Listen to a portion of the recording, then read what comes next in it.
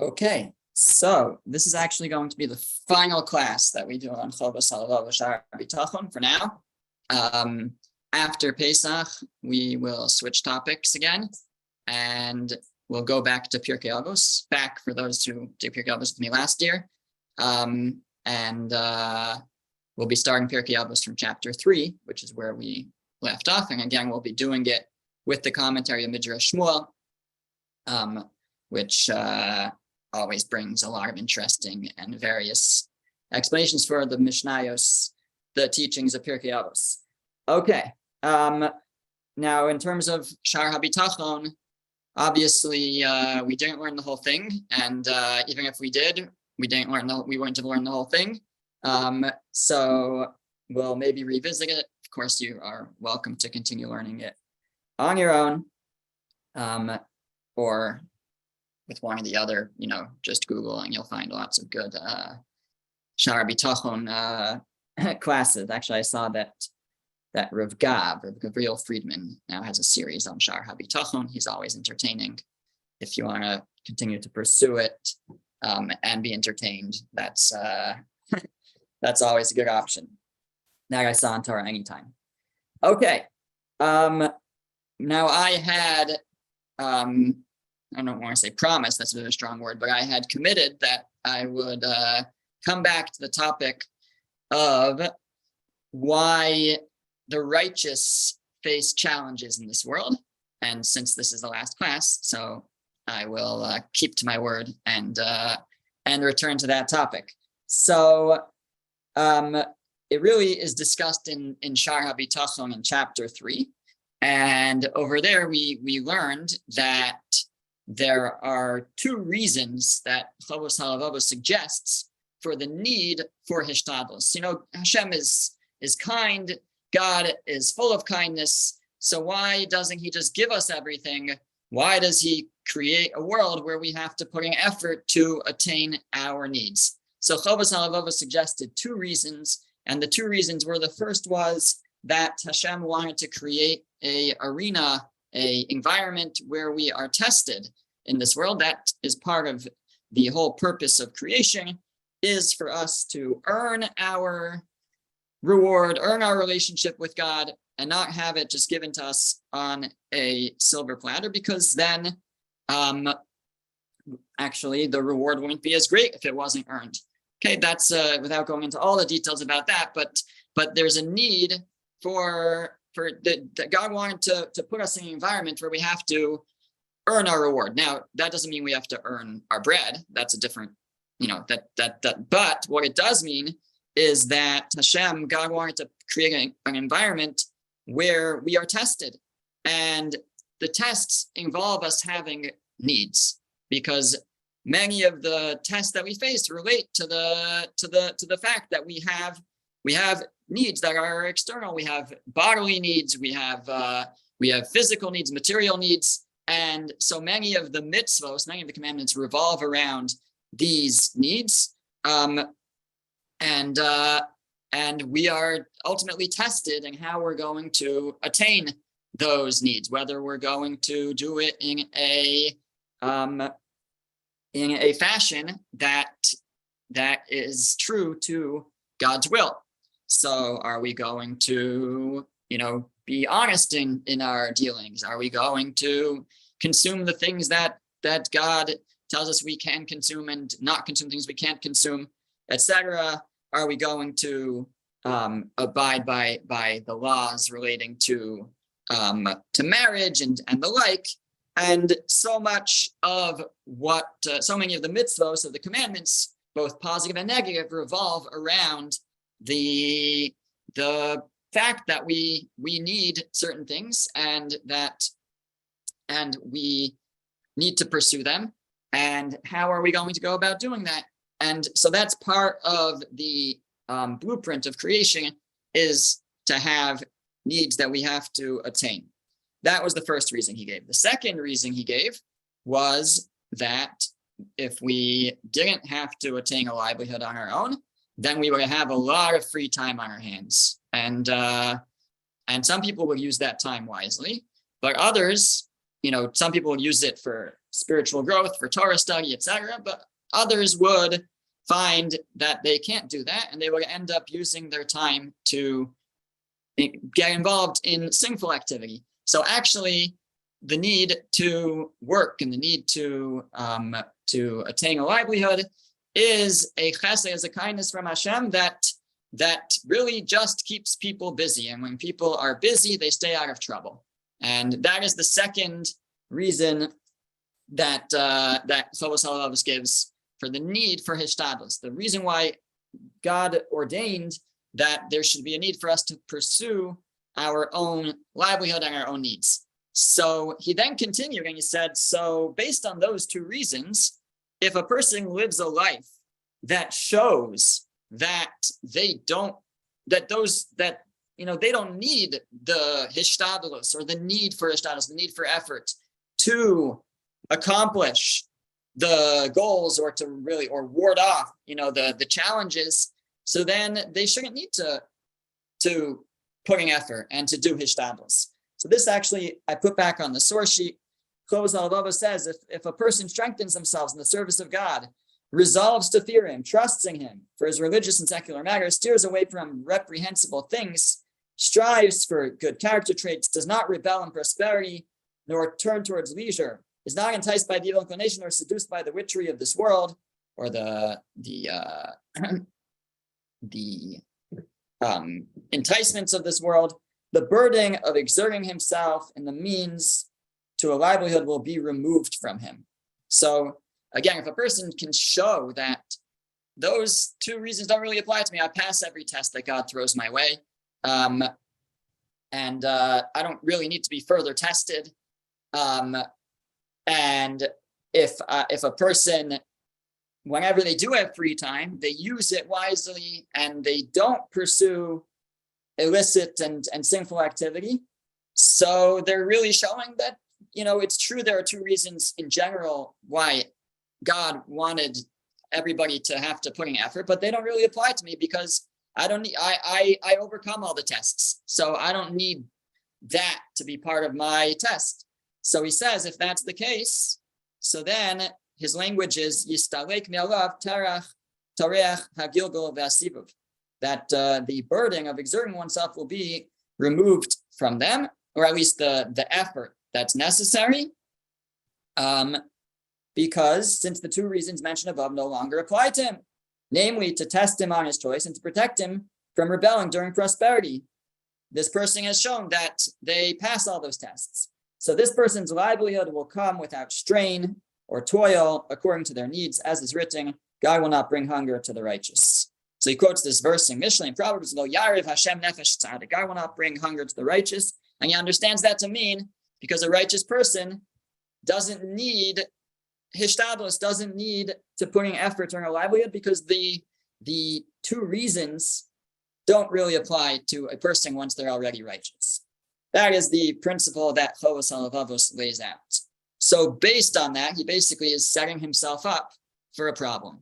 And that problem is that after he says that the righteous don't have to toil for a livelihood, it will come to them. So then the questioning is, well, why is that not the case sometimes? Look around. We see that even there are righteous people who are poor. So that's how he continues, and he says, if one asks, behold, we see some tzaddikim, very righteous people, which do not receive their livelihood except after hard and strenuous toil. They either, they have to put in great effort, it doesn't come easy. They might even be poor. And while many transgressors are at ease, living a good and pleasant life. And you see, on the other hand, you have people who are sinful, people who are who are what he calls anshe ha'averos, people who are transgressing all the time, and yet they don't need to toil to earn their livelihood. It comes easy for them. They may not even have to put in any effort. They have a big inheritance or something, right? So how is that fair? Or why is that the case? Now, of course, as he's about to say, he is not the first person to ask this question, right? this is the age-old question: why do the righteous suffer? Why do the wicked prosper? It's been asked many times before, and some people think that they're the first ones to come up with the question, but this is not a new question, and it's not just us. It's not just we in this century that have this question. It's been asked century after century, actually dating all the way back, and probably earlier, but dating all the way back to Moshe Rabbeinu, to Moses. Because although it's not explicit in the Torah that he asked this question, the Gemara, the Talmud, and Brachos understands when Moshe makes a request of God, show me your ways. It appears in Parshas Kisisa, chapter 33 of Sefer Shemos, of Exodus. So over there, Moshe says, show me your ways. And the Talmud understands that to mean that God is asking, that Moshe is asking this very question: why do we see tzaddik v'tovlo, tzaddik v'ralo? Sometimes we see someone's righteous and he has a good life. Sometimes somebody's righteous and they have a difficult life. And on the other hand, we have rasha v'tovlo. We have somebody who's wicked and they have a good life. And sometimes we have rasha v'ralo. We have a rasha, wicked person, and they have a bad life. Why is it that there doesn't seem to be any order or consistency? So this is the question that the Gemara says that Moshe posed to God. And the Gemara has different understandings of what God answered from the verses there. We're not actually going to go into the Gemara's answer. One actually answer is that God does not answer him. God says, I do as I do, and you're not going to understand it. There is, interestingly, a verse that appears very shortly after that verse, although not in direct connection, that reads that Moshe makes another request there: show me your glory. And God says, no, but you can see me. And then there's a verse there that says, V'ra'isas achorai. God says, you can see my back, ufanai lo yirau, but my front, my face, they cannot see. So again, there's like a lot of deep things going on over there. Moshe's asking to see God, and God says he can't see me. Exactly what it means is difficult to know. But there's a famous teaching, the Chassam Sofer, on that verse. And the Chassam Sofer says that this actually could relate directly to this question. He says that we see so many things that occur, that happen, that we're bewildered by. Why did God do this? But after a period of time, we look back and we understand that it was all for a purpose. It all achieved a purpose, and we understand what God had in mind to make something happen. Sometimes it just takes a few years, a few decades, a few centuries, and we can look back and understand why certain things which seemed so bad and so difficult, why they happened, right? So the classic example is the Purim story. That happened in just a short time, but that's where things looked really bad, and then we see how everything falls into place. But this happens, in many, throughout history, in many different ways, and throughout people's individual lives. They could look back and say, okay, now I understand why my house, I just heard a story, a guy's house got burned down and he lost his whole business, and then it ended up being a life-changing event for him. And 30 years later, at his grandson's bar mitzvah, he said, now I understand why that happened. Look where I am now. So a whole, but there's all these types of stories. But the idea is, says the Chassam Sofer, that God is telling Moshe that you can see my back, meaning when you look back, you might be able to understand me. You can understand what happens. But you can't see my face. When you're face to face with it, so you're not going to be able to understand. But often when we look back, we can understand. So that's really the starting point of any question like this, of why? Why did this happen? Why do the righteous suffer? Why do difficult things happen? We don't know. We don't understand. But panai lo yiro, you can't see my face. You won't understand it in the moment. But oftentimes, ra'isa sachora, you could see my back. You can look back, and when we're looking back, then we could see that we could see God's back. We could see that God was there the whole time, orchestrating events. But let's see what the Chobos HaLevavos says, because there's of course many different ways to approach these kinds of questions. But we're going to try to focus on what the Chovos HaLevavos actually says. So he continues and he says, we're on page 1 in the second box, the second paragraph. We will say, the prophets and the Hasidim, the extremely pious, already investigated this matter.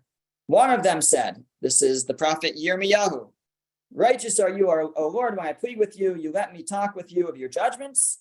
Why does the way of the wicked prosper? Why are all they happy that deal very treacherously? So the prophet Jeremiah asked this question of God, why do the wicked prosper? And another, the prophet Habakkuk, why do you show me iniquity and look upon mischief and plunder and violence are before me, and the one who bears quarrel and strife endures? So basically, why do I have difficulty? And yet those who quarrel, those who are wicked, they endure. And he also asked, for a wicked man surrounds the righteous, therefore justice emerges perverted. The wicked seem to be overcoming the righteous. Why is that? And he asked, why should you be silent when a wicked man swallows up one more righteous than he? So more of these types of questions. And then in Tehillim, Psalms, so King David, Tehillim is replete with this question. David HaMelech, King David, had a very difficult life.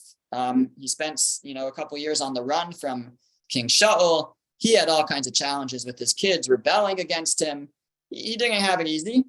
And so another one said, this is in Tehillim, behold, these are wicked, yet they are tranquil in the world and have increased wealth. The wicked are prospering. And then he says, but for naught I cleansed my heart and bathed my hands with cleanliness. I did good, but it seems to be for nothing because I still suffer. And another said, this is the prophet Malachi, and now we praise the bold transgressors. Those who work wickedness are built up. They tempt God and they have nevertheless escaped.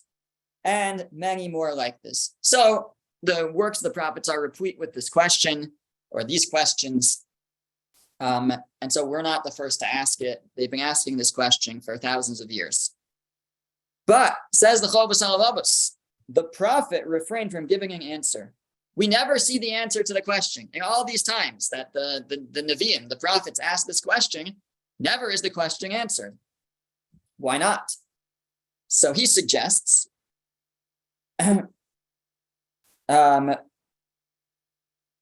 because each specific case has its own particular reason. There's a lot of reasons that a righteous person could be suffering, could be having a difficult life. There's a lot of reasons, and each time that one posed the question could have been a different answer, and so you can't just give an answer. There could be many possibilities. Therefore, Moshe Rabbeinu commenting on this in the Torah, saying, "The hidden things belong to God. Hanistaros laHashem Elokeinu." That we don't know. So that was how we started, right? We don't know. Ultimately, we don't know. We don't know the reason. And maybe one day we will. Maybe one day we'll understand it better, but maybe not, because we'll see many of the reasons he gives. We won't necessarily realize, later, oh, that's why it happened, because that's a certain type of answer, right? There's a certain type of answer. Why is this person suffering? Oh, because in the end, it's going to be good for them, right? That's one type of answer, but that's not always the answer. There's other answers, there are other reasons, other possibilities. So we won't necessarily know. The hidden things belong to God. And then he says in the wise man's second connection to this, meaning King Solomon, Shlomo HaMelech says, if you see the oppression of the poor and perverting of justice and righteousness in a province, marvel not at the matter. Don't question it. Or don't be surprised. There could be many reasons. And the verse says, the rock, Katsur, Tamim Pa'alo, his deeds are perfect, Kichol Derachav Mishpat, for all his ways are justice. So we say that God, all his ways are justice. There's a reason why these things happen. It's not random. The Tov HaLevana, one of the commentaries on the Chovos HaLevavos, explains that the deeper meaning of this verse is, we say, Hatzur Tamim Pa'alo, his deeds are perfect. Sometimes Pa'alo really means like his creations. His creations are perfect. In other words, if you look at the world and you see a beautiful creation with so much order and everything's designed carefully, So that can lead us to an understanding that kol derachav mishpat, all his ways are justice. If we now if we look at the design of the world, everything's designed so carefully and perfectly, and is calibrated so perfectly. So now you can also you can derive from that kol derachav mishpat, all his ways are justice. That if that's how he deals with nature, then that would be how he deals with mankind as well, in a calibrated and orderly fashion.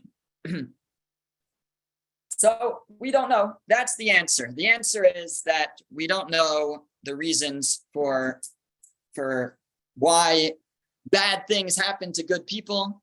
We don't necessarily know. Continues the Chovos HaLevavos, nevertheless, I saw fitting to attempt to clarify this matter that should be to some extent satisfactory. So I'm not going to I'm not going to tell you exactly, but I want to give some suggestions for why in a given situation we see somebody who's righteous and they're suffering. Why might that be? Now, again, in the context that the Chovos HaLevavos is speaking here, he was really speaking in a specific context, which is that after he tells us that really a righteous person shouldn't have to struggle to earn a livelihood, it should come easy. Why do we see that tzaddikim often do struggle to earn a livelihood? So that's the specific example that he is working off of. But we see from the way he segues into all these other verses quoting the different prophets that he's really addressing the broader question. It's not specifically, why does that righteous person struggle to earn a living? It's really this more broader question of, why do they suffer at all? Why do we see that? Okay, so he's going to suggest 5 reasons why a righteous person might struggle or suffer in this world, and we'll go through them. Okay, number 1, he says it's possible, efshar, it's possible, that a previous thing for which it is necessary to pay him for it, as is written, the tzaddik will pay in the land. So it could be that we see a righteous person suffering. We think, well, this person is so righteous, is such a tzaddik. Or tzaddikas. This person is so righteous, and how could they deserve such a thing? Or how could I deserve such a thing? I'm so righteous.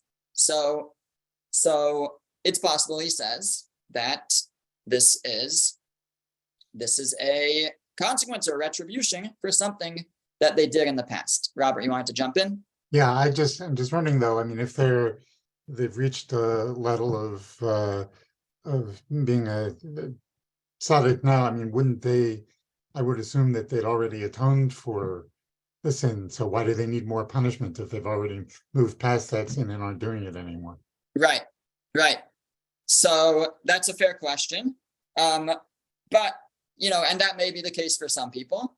But really, the question, I guess, really is like, who's asking the question and when are we asking the question? So we might ask the question about someone that appears to be a really great tzaddik, and maybe they are, but maybe they missed something, or right, maybe they forgot about something, never atoned for it, right? So we don't know.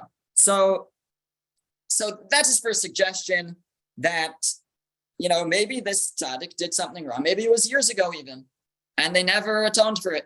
And really now they're living such a righteous life, but they never fully fixed their past. And we live in a world of, central to our belief is reward and punishment, and suffering. We don't like to say it, but suffering could be a punishment for a sin. It's part of our cleansing. It's part of our, which ultimately this relates to the second answer, but prepares us for the world to come. We get if we experience the consequences of our actions, of our sins in this world, so then we'll have greater reward in the next world. So it could be that somebody seems perfectly righteous, but they're not. they did something wrong at some point, and so they are they're experiencing some suffering as a result of that. Now, again, we don't know who deserves what. We don't even know what we ourselves deserve.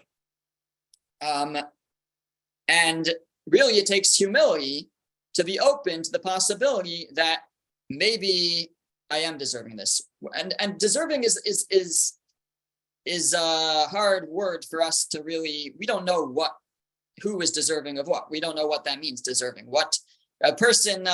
If we understand that we're talking about, when we talk about a transgression against God, so we're talking about a transgression against the Melech Malchei HaMelachim HaKadosh Baruch Hu, the King of Kings, the Creator of the world, that really in the smallest strike, the smallest transgression of His will should really be the most severe thing in the world. But in His great mercy, He lets us He lets us off. So we're really not ones to judge what a person deserves or not. And so we might try to compare and contrast, but we don't know what a person's tests are. We don't know what a person's level is. We really do not know. And the first approach really is a person is suffering because they deserve some amount of suffering.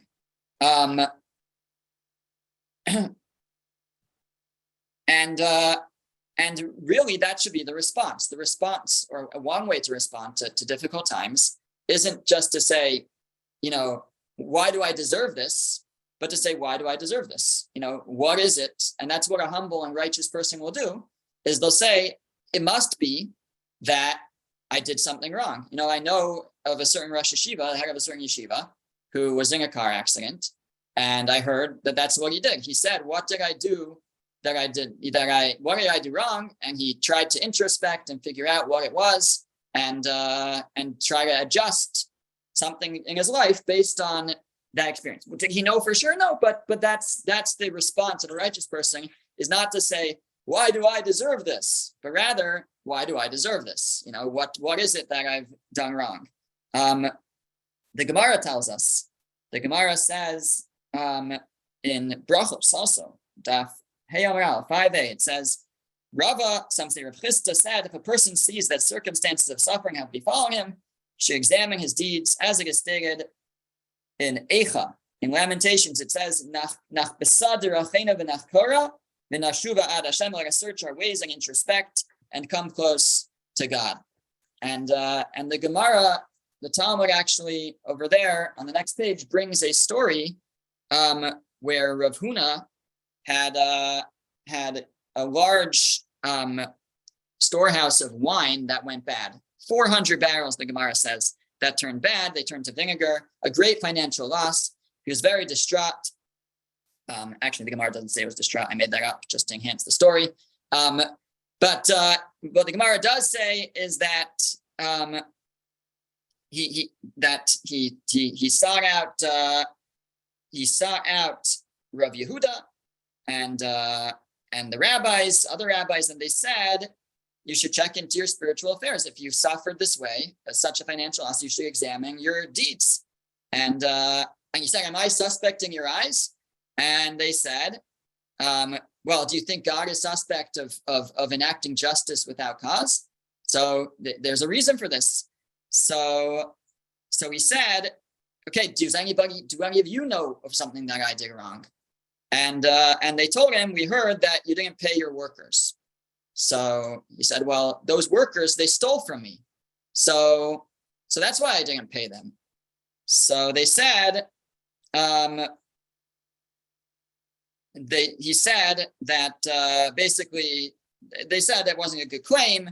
That your claim that they stole wasn't substantiated in court. So basically, they said it's not a good claim, even though you think they stole from you, you still have to pay them. And so he did, and then things got better. But that's the response. The response has to be to examine our ways, and if we don't know, then maybe there's somebody that we can consult with who might know. And the Alshich actually comments on that verse in Lamentations in Eicha. The verse said, and based on this Gemara, based on this story, the Alshich says that when it says, let us search our ways and introspect, those are two things. One is that that first we search on our own, and next is to seek out others. If we can't figure out something on our own, then maybe we can consult with someone else. So that's the first answer, and the first response is, you know what? We don't like to say it, but sometimes people suffer because of a sin in their past. Related to this, which Chovos HaLevavos does not get into, which we discussed when we learned, for those of us who learned Yonah together, the book of Jonah, is the idea of a Gilgul, of a reincarnation, that in one interpretation of the more allegorical interpretation of Yonah, the Vilna Gaon understood that at least the last chapter of Yonah was discussing Yonah returning as or how a soul can return to the world and experience suffering as a result of something in a previous Gilgul, a previous incarnation, and so that's another possible answer, which again he doesn't say over here, but it's kind of related to this, that it could be that there's something in our past that's so far in our past that we don't even know about it because it wasn't us, it was us, but it was our soul, but in a previous Gilgul, a previous visit to this world, and now now there's still reparations that are needed, and that could be why somebody is experiencing this. Okay, moving on to number 2. He says the second reason a righteous person might experience difficulty is in the way of exchanging, to pay him more good in Olam Haba, as is written, to benefit you in your end. Now here he doesn't mean that it will be a greater benefit because a person sinned and they deserve to be punished, and it's either this world or the next, so it's better this world than the next. That is one idea, and that's more related to number 1.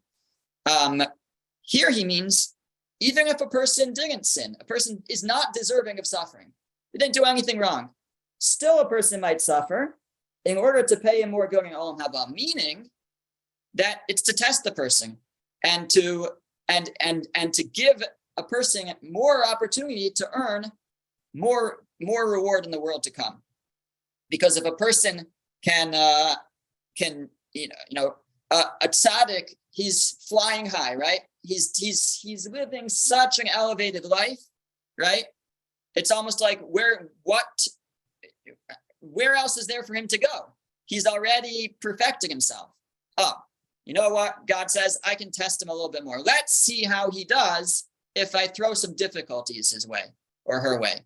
And so the challenge a person can face could simply be to see how they overcome those challenges and whether they can grow even more through those challenges and become an even greater person. That despite, the person was a great person, but they had an easier life. Let's see if that person can be as great if they have a more difficult life. That's what God might say. And that gives, again, a person greater opportunity for growth and for earning a greater share in the world to come.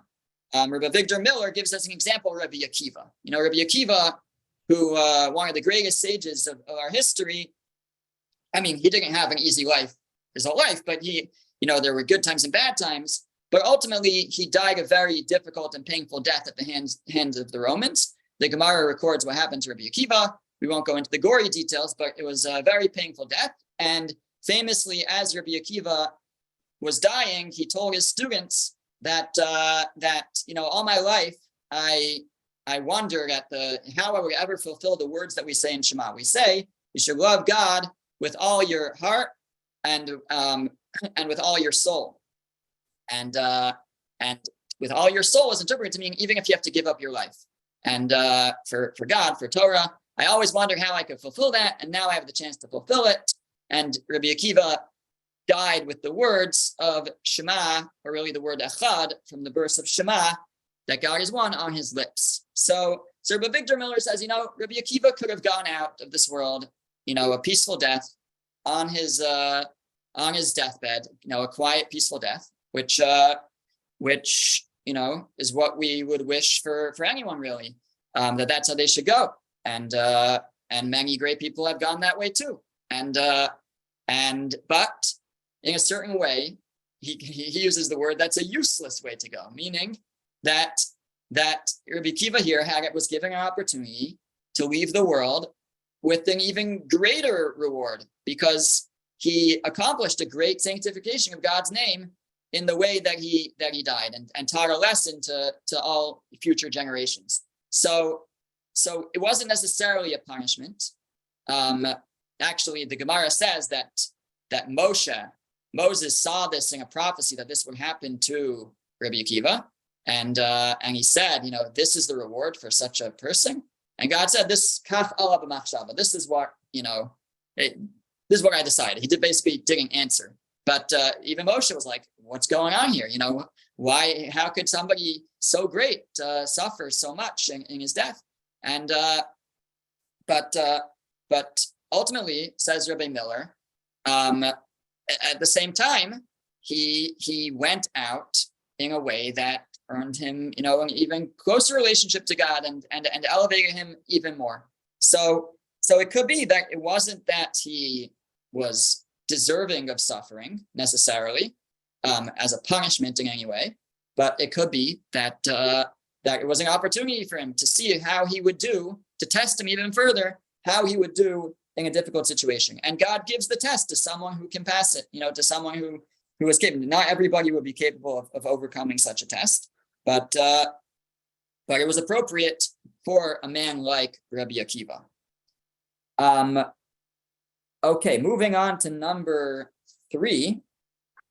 Babos Halababos says, the third reason a righteous person might have challenges and suffering is to demonstrate his good bearing, a good acceptance of suffering in the service of God, so that others will learn from him, as you know from the matter of Eov.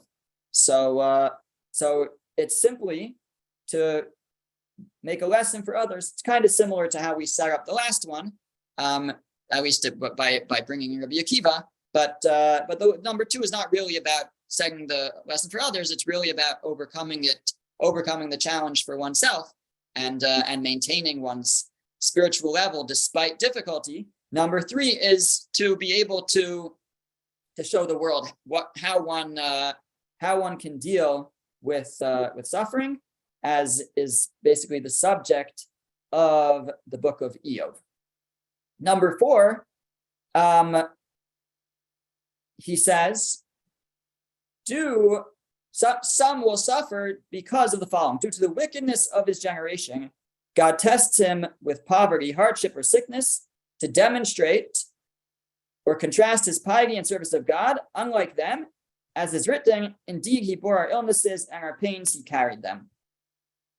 There are different ways to understand what he's trying to say over here, but I'll tell you how Ramat Yisrael Solomon understands it. There's also quoted in the Art Scroll commentary. And that is, he actually points out, this verse from Yeshaya, that he bore our illnesses and our pains, he carried them. So says Ramat Yisrael Solomon, this is, what Chovos HaLevavos here is not telling us what the Christians claim, which is that, and he says, he thinks that they actually use this verse, that that the righteous, they suffer, and it's an atonement for all of the sinners, and they bear our sins for us by suffering, and therefore we're not responsible for our own actions because the suffering of the righteous have atoned for us. That is not what Chovos HaLevavos is saying. What he is saying, says Ramat Yisrael Solomon, is that you can have a generation where there's much wickedness or sin, and really that generation doesn't deserve to exist anymore. And there are righteous people too, but the righteous simply, all their good deeds, all their mitzvahs just don't outweigh the misdeeds and the sins of the wicked. So the generation, the world really doesn't deserve to continue. So there's a need to kind of amass more merits for the righteous. And the path to one path to attain more merits for the righteous would be to test them even further. They're doing great. They're doing all the mitzvahs. They're doing as much as they can, right? But they really need more merit, and to balance the scales, and to give to sort of give the world and the Jewish nation the right to exist. And so God puts a little bit more of a challenge so that they can elevate themselves even further in order to sustain the world, to sustain the Jewish people as a whole. And finally, number 5, the 5th reason he suggests that a righteous person might face challenge, might face difficulty, is due to his not being sufficiently zealous in standing up for God and exacting justice for men of his generation. As you know from the story of Eli and his sons, as the verse says, "It will be that everyone who is left in your house will come to prostrate himself before him for a silver piece and a morsel of bread." So basically, Eli was the high priest, the Kohen Gadol, in the times really preceding the prophet Samuel, and Eli's sons were not following in his ways, and he did not rebuke them, and he did not set them straight. And as a result, Eli himself was punished, and really his offspring was all cursed that they would not be very successful in their roles as Kohanim, as priests anymore. So we see this idea that a person can suffer as a result, even though Eli himself was very righteous, but he didn't stand up and impact those around him. So number 5 is you can have a person who's righteous, but if that person is not zealous in standing up for God and standing up for justice and standing up for what's right, and basically teaching those around him or her, so then it's great that person's righteous, but they're still lacking because they haven't impacted those around them. So we have here 5 suggestions that and like I said, there's many reasons. As Chovos HaLevavos starts off, the reason why the prophets never answer this difficult question is because each situation is different. But